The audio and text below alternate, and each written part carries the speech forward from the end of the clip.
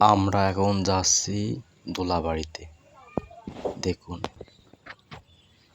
এগুলো হচ্ছে বলান।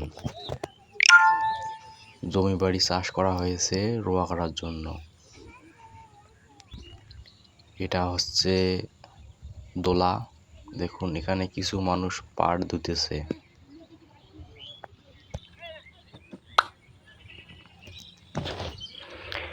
এটা হচ্ছে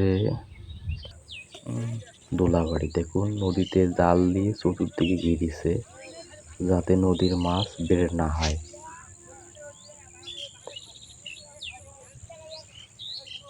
দেখুন, জাল দিয়ে কিভাবে নদী ঘিরেছে।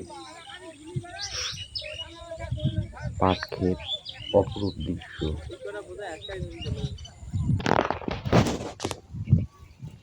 দেখুন, একজন জাল নিয়ে আসতেছে মাছ ধরার জন্য যাবে।